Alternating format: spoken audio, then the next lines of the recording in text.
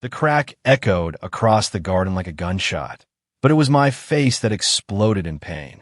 My own husband, exactly 47 minutes into our marriage, had just slapped me in front of 200 guests, and all because his sister whispered something in his ear. For a moment, the world stopped. Every single person there froze, waiting for me to shatter. But instead of crying, instead of running, I looked him dead in the eyes, lifted my head high, and smiled. What I did next didn't just ruin him, it saved me. My left cheek throbbed with a heat that seemed to spread through my entire body, radiating outward like ripples in poison water. The champagne flutes trembled on their silver trays. The string quartet had stopped mid-note, their bows frozen in the air. Even the June breeze seemed to hold its breath, waiting. My wedding veil hung crooked, knocked askew by the force of his hand. I could taste copper in my mouth where my teeth had cut the inside of my cheek. The white roses in my bouquet trembled in my grip, their petals beginning to brown at the edges, as if they too had absorbed the violence of this moment. And there he stood, Julian, the man I had loved for 3 years, the man whose child I carried, though no one knew yet, not even him. His hand was still raised slightly, fingers curled as if he couldn't quite believe what they'd just done. Behind him, his sister Veronica stood, her red lips curved into the smallest, most venomous smile, her eyes glittering with something that looked suspiciously like triumph. What had she whispered to him? What words could shatter a man's love so completely that he would strike his bride in front of everyone they knew? I opened my mouth. The silence stretched, taut as a wire, ready to snap. Everyone leaned forward, waiting for me to cry, to run, to crumble. But I didn't. I just smiled. And what I said, what I did in that crystal-clear voice that carried across the stunned garden reception, would destroy him in ways he couldn't possibly imagine. But I'm getting ahead of myself. Let me take you back. Let me show you how we got here, to this moment of beautiful, terrible ruin. I met Julian Clark on the absolute worst day of my life. My mother had just died, pancreatic cancer, swift and merciless. I was 26, standing in the funeral home parking lot, trying to remember how to breathe.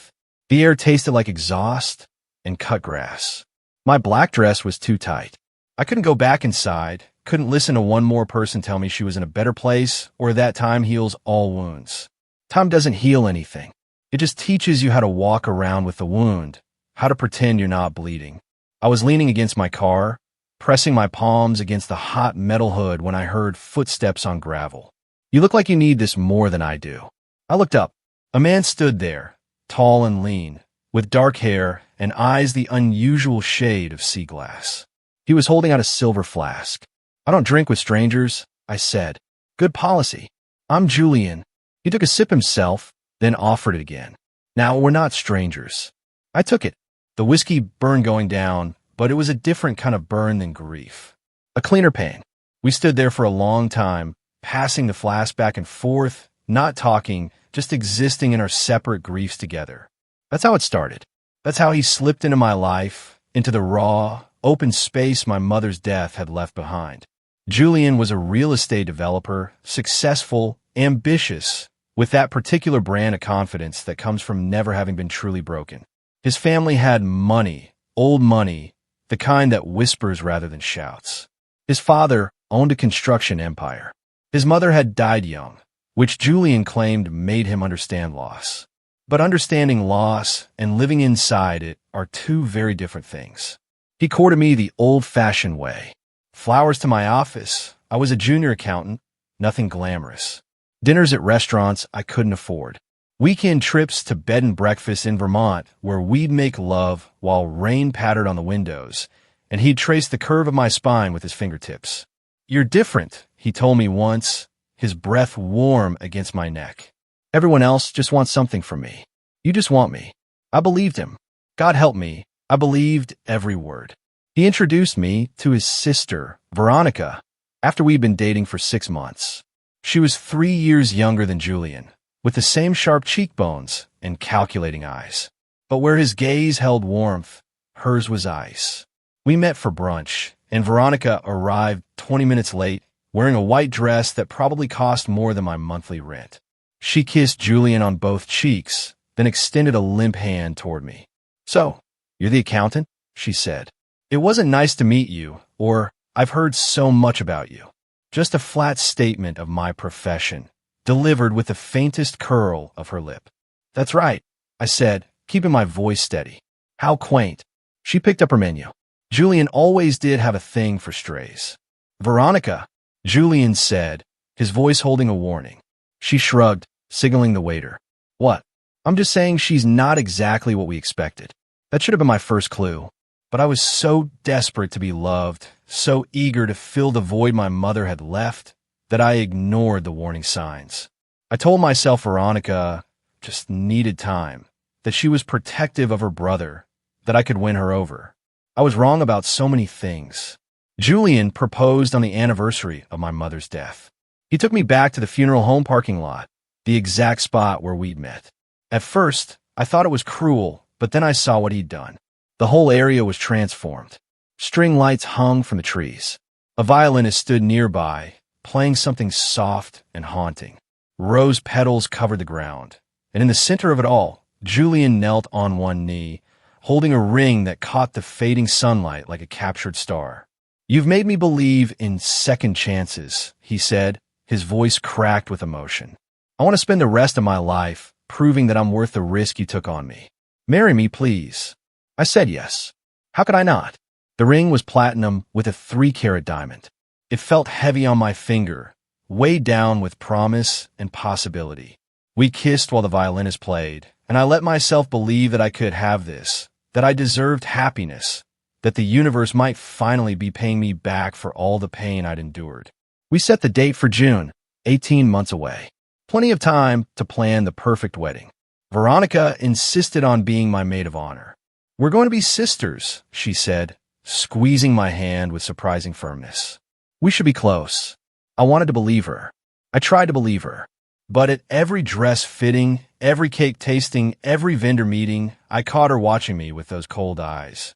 And sometimes, when she thought I wasn't looking, she'd lean over to whisper something to Julian, and his expression would darken just slightly before smoothing back into a smile. "What does she keep telling you?" I asked him once after a particularly tense meeting with the florist.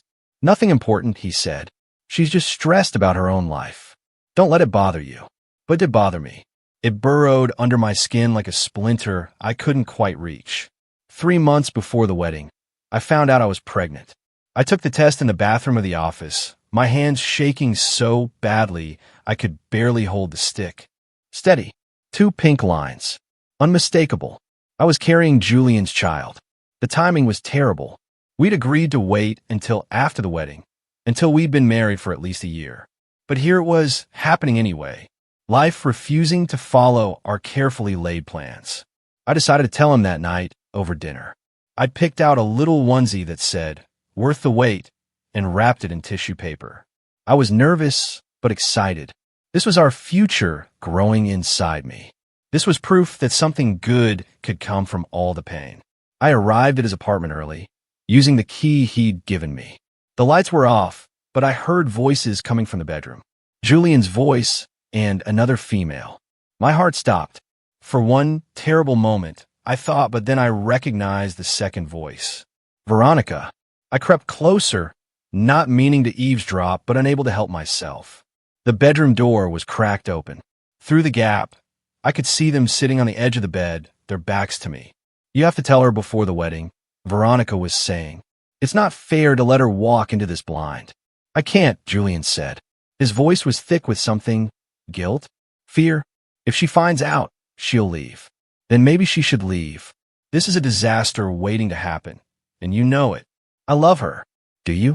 Or do you love the idea of her? The sweet, broken little orphan who worships the ground you walk on. Veronica's voice was acid, because, as I've done the research, Julian, her financial history is a mess. She's got credit card debt, student loans, a bankruptcy from when she was 22. That's not who she is now, isn't it? Wake up. She's using you. She saw dollar signs and a way out of her pathetic little life, and she latched on. Just like don't.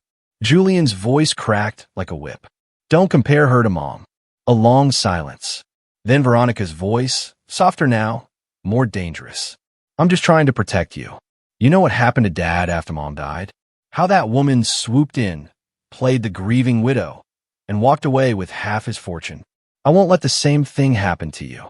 My hand was pressed against my mouth, holding back a sound that was half gasp, half sob. Credit card debt. Bankruptcy. I'd had financial troubles in my early 20s. Yes, everyone did. But I worked my way out of them, slowly, painfully. And I'd never, ever seen Julian as a meal ticket. Had I? The doubt crept in like poison gas.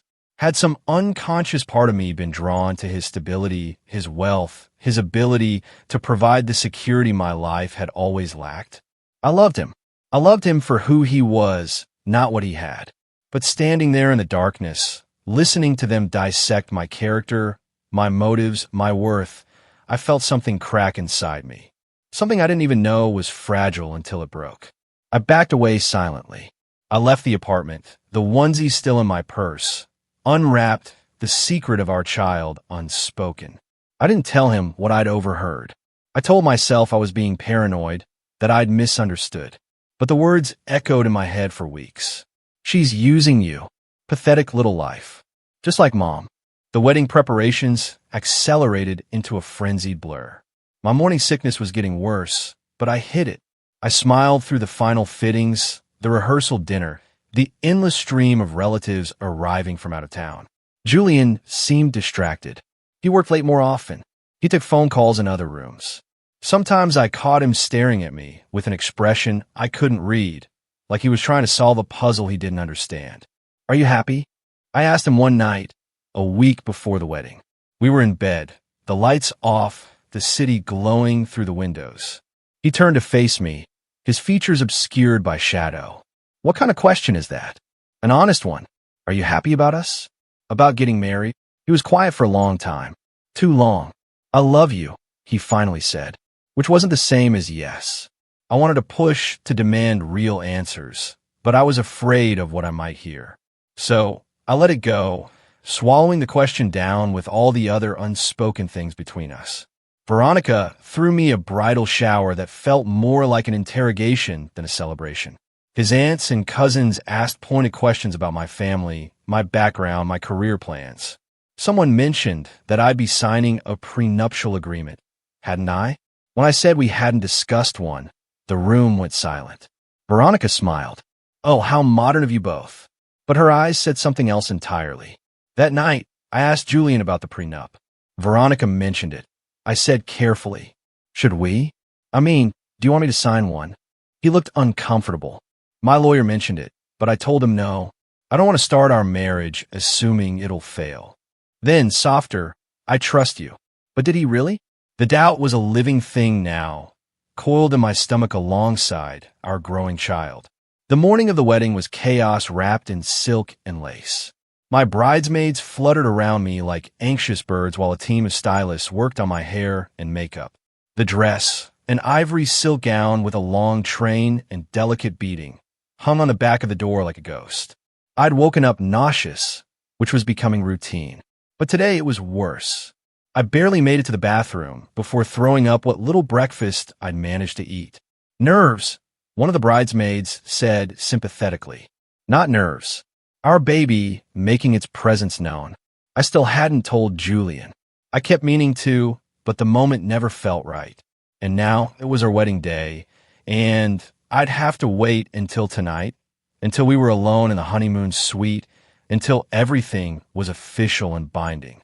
The ceremony was scheduled for 3 p.m. in the gardens of Julian's family estate, a sprawling property with manicured lawns, ancient oak trees, and a view of the river that looked like something from painting. 200 guests, an 8-piece orchestra, flowers flown in from Ecuador. It was everything I dreamed of and nothing I'd wanted. Veronica came to my dressing room an hour before the ceremony. She was already in her maid of honor dress, a deep burgundy that made her skin look porcelain. You look beautiful, she said, but the compliment felt hollow. Thank you. She moved closer, studying my reflection in the mirror. Can I tell you something? Sister to sister. My stomach clenched. Of course. Julian's been through a lot. Our mother's death nearly destroyed our father. He became paranoid, convinced that every woman who showed interest in him just wanted his money. It poisoned him, made him suspicious and cruel. She paused, her eyes meeting mine in the glass. Julian's terrified of becoming like him, of being used. I'm not using him, I said quietly. I know that. You know that. But Julian, she sighed. Just be patient with him and understand that I'm only trying to protect my brother. That's what family does. She squeezed my shoulder and left, leaving behind the faint scent of her perfume, something expensive and cold like winter roses. The music swelled, the doors opened, and I walked down the aisle on the arm of my uncle, my mother's brother, the only family I had left. Julian stood at the altar in a black tuxedo, looking like every dream I'd ever had. The late afternoon sun caught in his hair, turning it bronze. His eyes locked on mine as I approached, and for a moment, just a moment, everything else fell away. This was real. This was happening. We were going to be married. The ceremony was traditional. The officiant spoke about love and commitment and partnership. We exchanged vows, the standard ones, not personal ones, because Julian had said he wasn't comfortable with public speaking. We exchanged rings. He lifted my veil. I now pronounce you husband and wife. You may kiss the bride. He kissed me, and the guests applauded, and I tasted salt. I didn't know if it was from his tears or mine. We walked back down the aisle together, hand in hand, as the orchestra played and rose petals drifted through the air like snow. People were smiling. Cameras flashed. Everything was perfect. And then we moved to the garden reception. Cocktail hour. The golden light of late afternoon painting everything in amber. Waiters circulating with champagne and hors d'oeuvres. Guests clustering in small groups, laughing, drinking, celebrating. Julian and I stood near the fountain, accepting congratulations. My feet hurt in the heels, but I smiled through it. His hand was on the small of my back, warm and possessive. "Excuse me for a moment," he said, kissing my temple. "I need to speak with my father." He stepped away. I was immediately surrounded by a group of his business associates, asking me about the honeymoon, about where we'd live, about my plans for work after the wedding. I answered automatically, my responses smooth and practiced, but I was watching Julian out of the corner of my eye. He was standing near the edge of the garden, talking with his father. And then Veronica appeared. She touched Julian's elbow, drawing him aside. They moved away from the crowd, toward a cluster of rose bushes. I couldn't hear what she was saying, but I could see her lips moving rapidly. She pulled something from her purse, a piece of paper, folded. She handed it to Julian. He opened it, read it, and I watched his face change. It was like watching ice form over water. Everything in him went cold and hard. His jaw clenched. His hands, those hands that had touched me so gently just hours before, crumpled the paper into a tight ball. He looked up. His eyes found mine across the garden, and there was nothing in them I recognized. He started walking toward me. The crowd parted instinctively. Something in his expression made people step back. My heart was pounding. I didn't know what was happening, but I knew it was bad. I could feel in my bones, in the way the air pressure seemed to drop, like a storm rolling in. "Julian?" My voice came out smaller than I intended. He stopped in front of me, close enough that I could smell the champagne on his breath, see the muscle jumping in his jaw. "Is it true?" His voice was low, dangerous. "Is what true?" "I don't." And then his hand moved fast, brutal. The crack of his palm against my cheek echoed across the garden like a gunshot. Pain exploded through my face. I stumbled sideways, nearly losing my balance. My veil slipped, my vision blurred with tears that were part pain, part shock. The entire reception went silent. I touched my burning cheek, tasted blood, looked up at him, my husband of less than an hour, and saw a stranger staring back at me. "How could you?" His voice broke. "How could you do this to me?" I didn't know what he was talking about. My mind was spinning, trying to process what had just happened. He'd hit me, in front of everyone, on our wedding day. Veronica stood behind him, her hand over her mouth, her eyes wide. But there was something else in her expression, something that looked almost like satisfaction. The guests were frozen. 200 people suspended in shock. And then I understood. Whatever was on that paper, whatever Veronica had told him, it was a lie. Had to be. She'd been waiting for this moment, orchestrating it, setting me up from the very beginning. The rage that swept through me was cleaner than anything I'd ever felt. It burned away the pain, the confusion, the hurt. It left only clarity. I straightened, lifted my chin, looked my husband dead in the eye. "Ask me what you think I did," I said. My voice was steady as stone. "Say it out loud in front of everyone. Whatever you're accusing me of, say it." Julian's face twisted. "You know what you did. The money. The offshore accounts. You've been stealing from my company for the past year." His voice rose, raw with betrayal. "Veronica showed me the evidence. Bank statements, wire transfers, all traced back to you. You've embezzled nearly $500,000. The accusation hung in the air like poison gas. $500,000. Embezzlement. Offshore accounts. I almost laughed.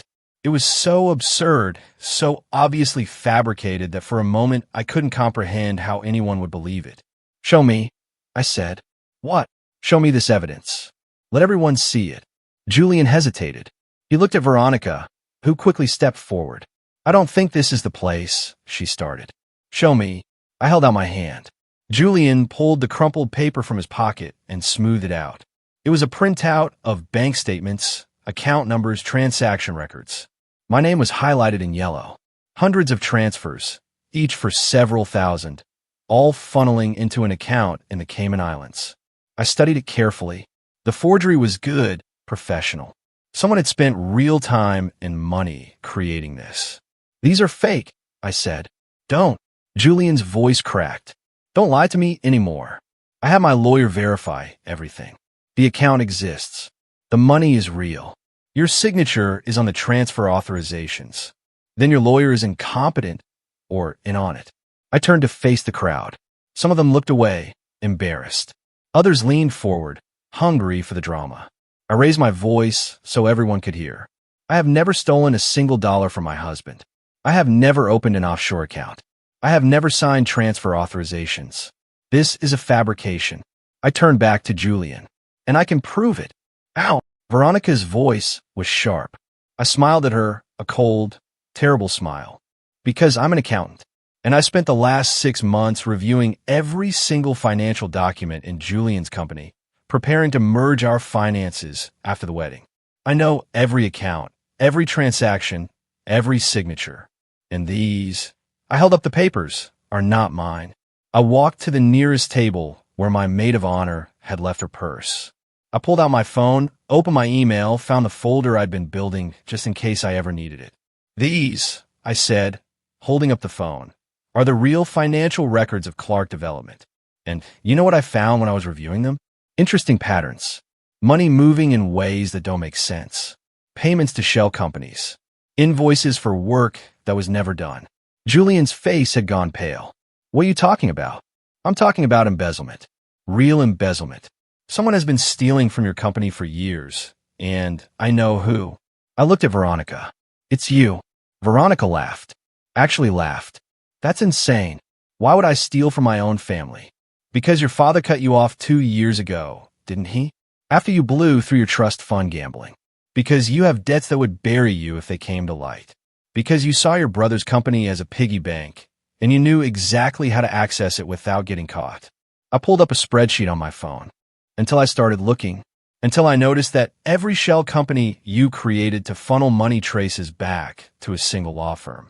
Your boyfriend's law firm. The same boyfriend you've been hiding from your family because they'd never approve of you dating someone so far beneath your social class. Her face went white. "You're lying." "Am I? Want me to show everyone his name? Want me to explain how he helped you create fake vendors, false invoices, dummy corporations?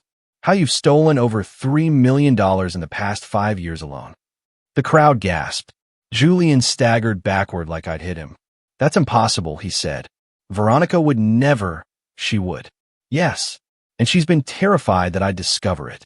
That's why she's been poisoning you against me from the beginning. That's why she fabricated this evidence tonight. She was hoping you'd divorce me immediately before I could finish my audit, before I could expose her." I turned to Veronica. She was shaking, her perfect composure cracking. "You almost got away with it. You're clever. The accounts are well hidden, but you made one mistake. You used the same routing number for multiple transfers. Once I spotted the pattern, the rest unraveled fast. Julian was staring at his sister like he'd never seen her before. Veronica, she's lying. But her voice was weak now. Julian, you can't believe her. She's just trying to deflect. Prove it, I said. Let's call the police right now. Let them investigate. Let's see whose accounts hold up under scrutiny. Mine or yours. Silence. Long and terrible. Then Veronica's face did something strange. The fear vanished. Her expression went smooth and cold as glass. You stupid little b*******, she said softly. You think you've won? I think the truth is going to come out one way or another. The truth. She laughed, a sound like breaking glass. The truth is that Julian never loved you. I made sure of that. Every doubt I planted, every suspicion I nurtured, it was all real. Deep down, he never trusted you. He never believed you loved him for who he was. She turned to her brother. Tell her how many nights you stayed awake wondering if she was using you. Tell her about the private investigator you hired to dig into her past. Julian's face confirmed it. He'd actually hired someone to investigate me. Something inside me finally, irrevocably broke. You hired a private investigator. My voice was flat. You married me while believing I might be a con artist. I just needed to be sure. You didn't trust me. The words came out hollow.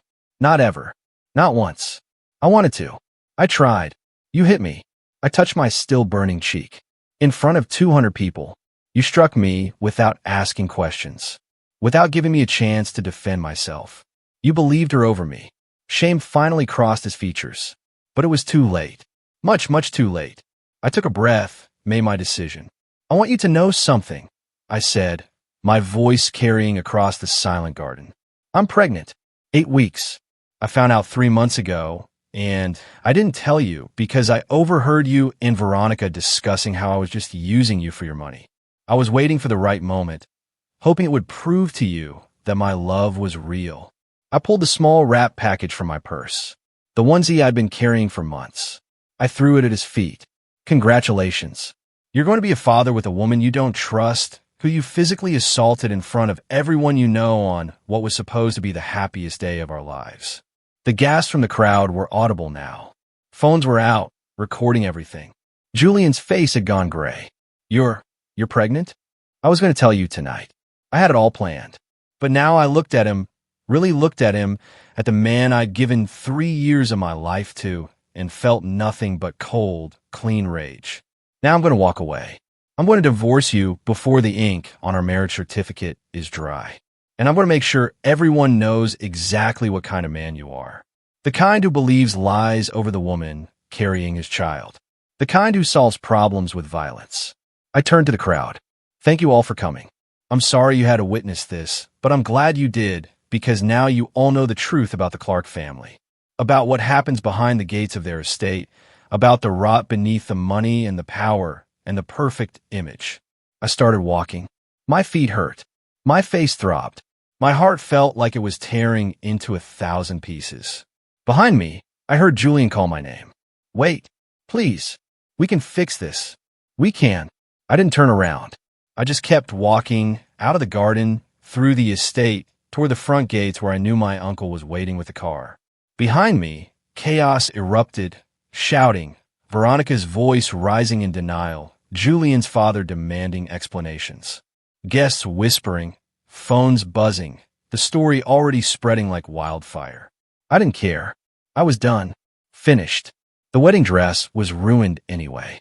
By the way, if you're still with me and this story has you hooked, make sure to hit that subscribe button. More unbelievable stories like this are always coming. The story went viral by midnight.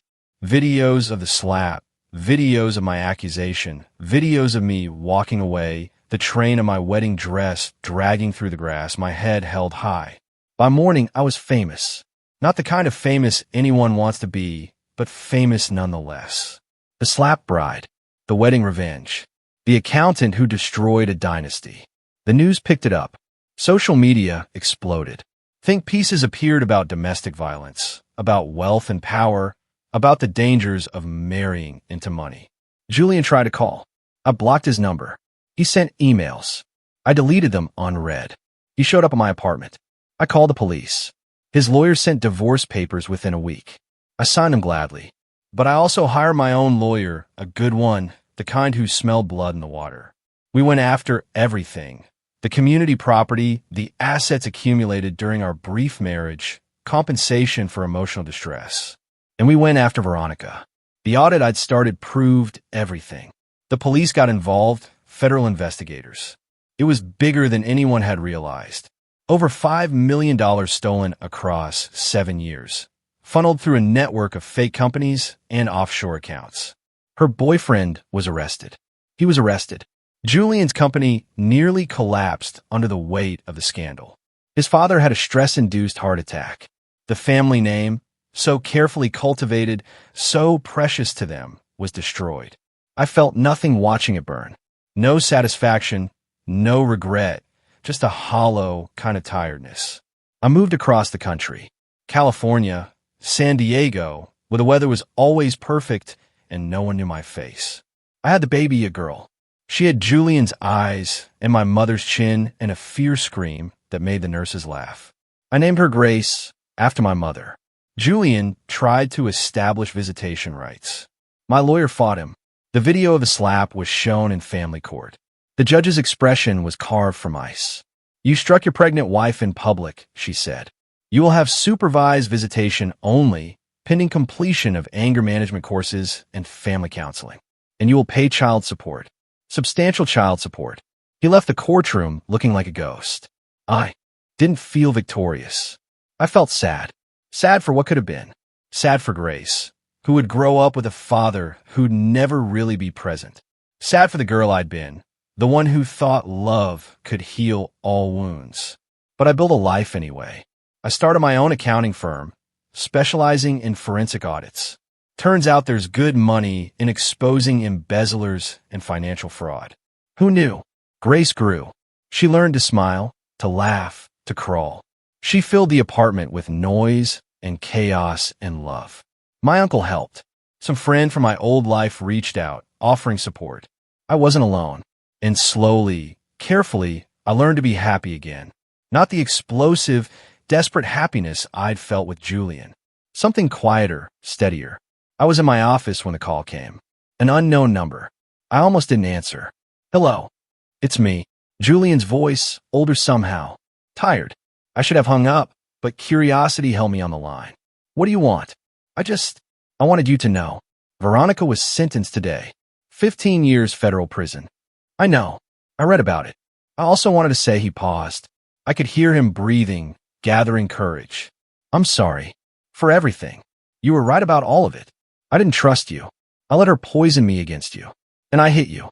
I hate myself for that every single day." "Good." Another pause. "How's Grace?" "She's perfect.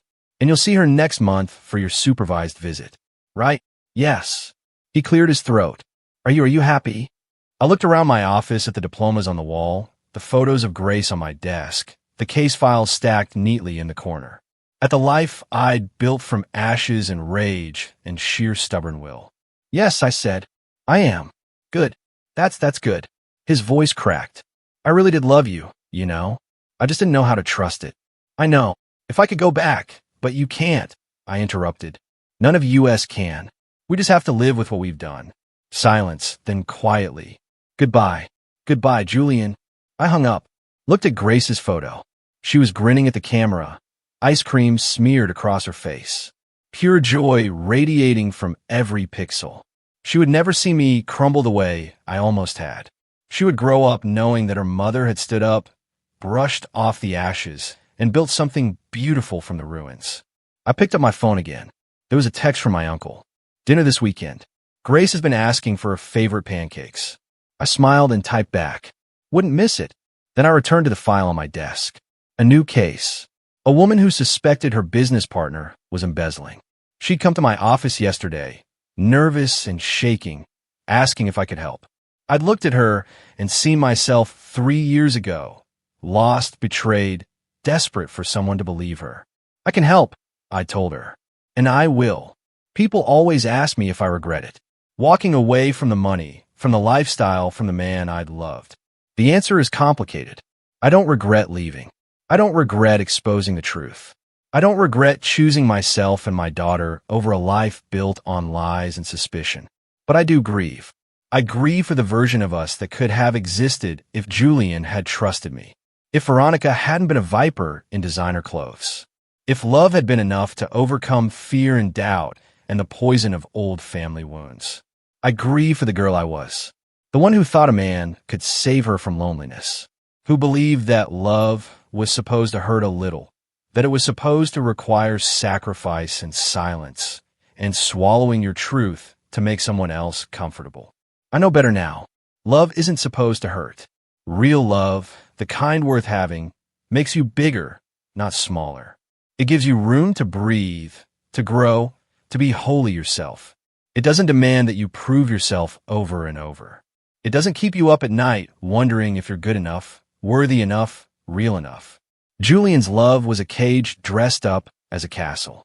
And the moment I walked out of that garden, wedding dress trailing behind me, face throbbing with pain, that was the moment I became free. 6 months after the divorce was finalized, I received a package.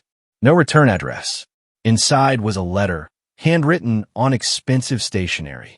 I'm writing this from a place you'll never visit. The irony isn't lost on me.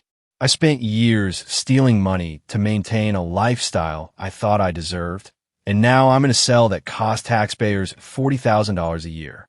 I'm not writing to apologize. We both know I'm not sorry for what I did to Julian's company. I'm only sorry I got caught, but I'm sorry for what I did to you. You were collateral damage in a war you didn't even know you were fighting.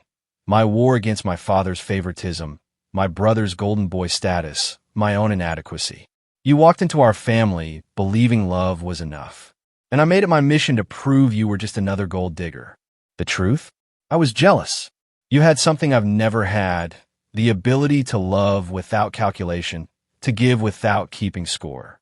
Julian saw that in you, and it terrified him because it was real, and I couldn't stand watching him have something I knew I'd never find. So I destroyed it. I destroyed you. I destroyed him. I don't expect forgiveness. I don't deserve it, but I wanted you to know that you were right about everything. Every accusation, every ugly truth you threw in my face that day. And I wanted you to know something else. You won, not because you exposed me, not because you walked away, but because you survived, because you're raising my niece somewhere, building a life, being happy. That's the thing I can't forgive you for. Not that you ruined us, but that you didn't let us ruin you. I read the letter 3 times. Then I burned it in the sink, watching the expensive paper curl and blacken and turn to ash. Grace was napping in the next room. Through the window, I could see the ocean, endless and blue and indifferent to human drama. I thought about writing back, about telling Veronica that she was wrong, that they had ruined me in ways I was still discovering.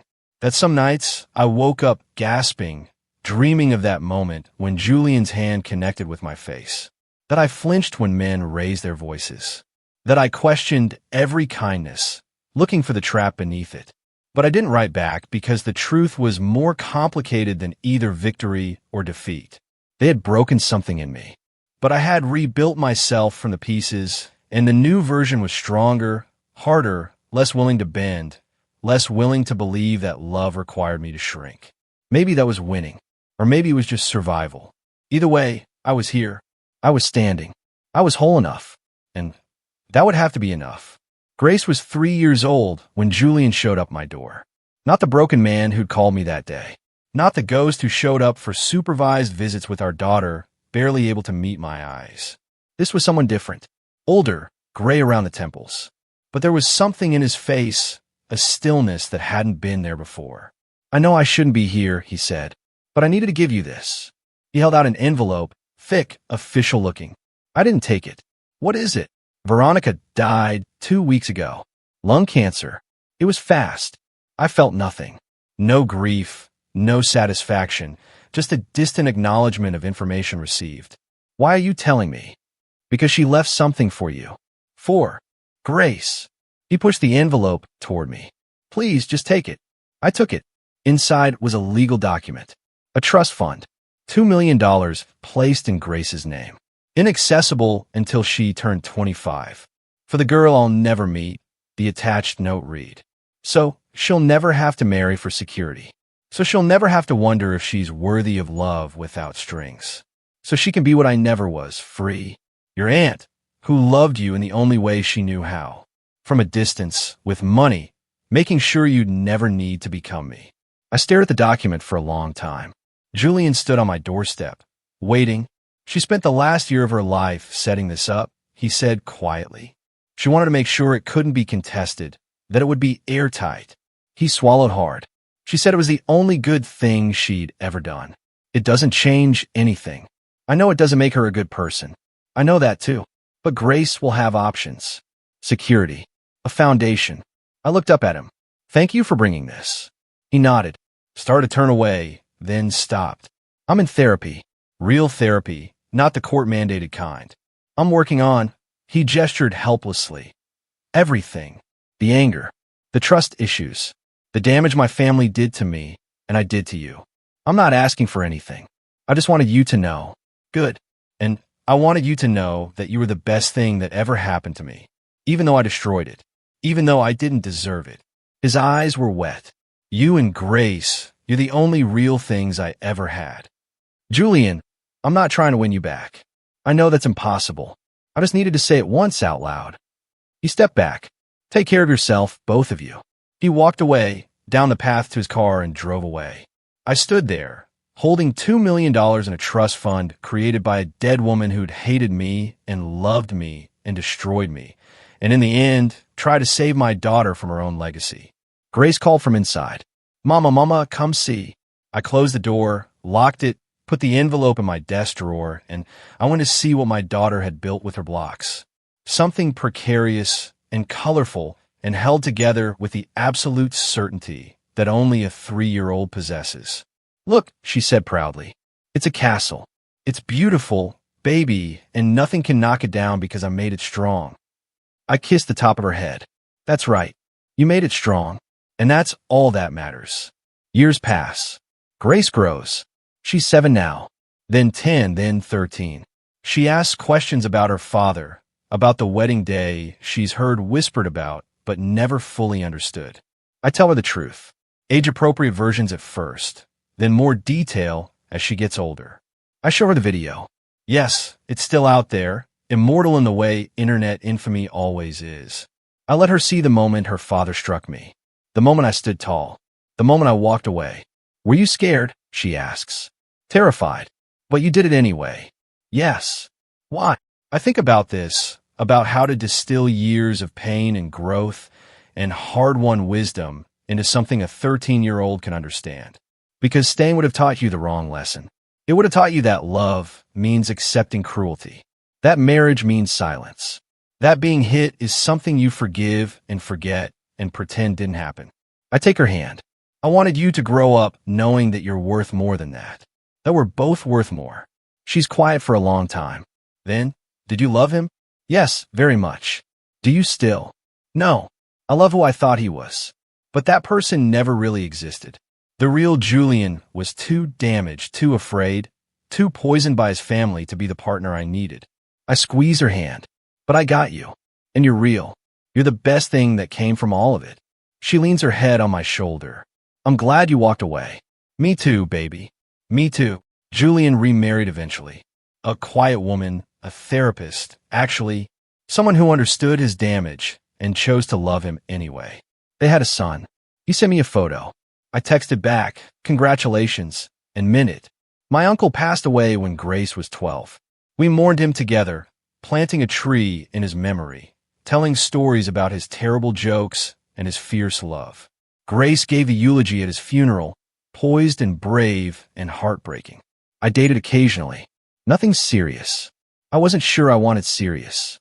I'd learned to be happy alone, with Grace, with a life we'd built. Adding someone else felt risky, unnecessary. But there was a man eventually, a teacher at Grace's school. Kind eyes, patient. He'd been through his own divorce, raised his own kids, understood that some doors inside me would always be locked. I'm not looking to save you, he told me on our third date. You're not broken. You're just careful, and that's okay. We took it slow. Very slow. Grace graduated high school, before I let him move in. But it worked. It was good. It was real. Not passionate like Julian. Not consuming, but steady. They built on truth instead of fantasy. And that, I learned, was its own kind of love story. People still recognize me sometimes. The video has been viewed millions of times. The Slapped Bride is a cautionary tale, a revenge fantasy, a symbol of female empowerment, or everything wrong with cancel culture. Depending on who's talking. I don't care anymore. Let them project whatever they need onto that moment. Let them turn it into a meme, a think piece, a case study. I know what it really was. The end of one story and the beginning of another. The first story was about a girl who thought love meant sacrifice, who believed that if she was just good enough, pure enough, loving enough, she could heal a damaged man and build a perfect life from the ruins of her grief. The second story is about a woman who knows better, who understands that you can't love someone into wholeness. That trust is the foundation of everything. That violence, even once, even in public, even with an apology, is never acceptable. That walking away is sometimes the bravest thing you can do.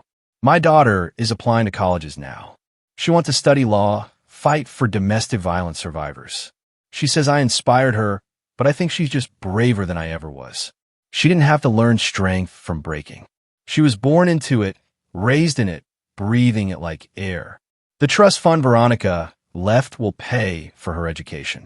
The life insurance from my uncle will supplement it.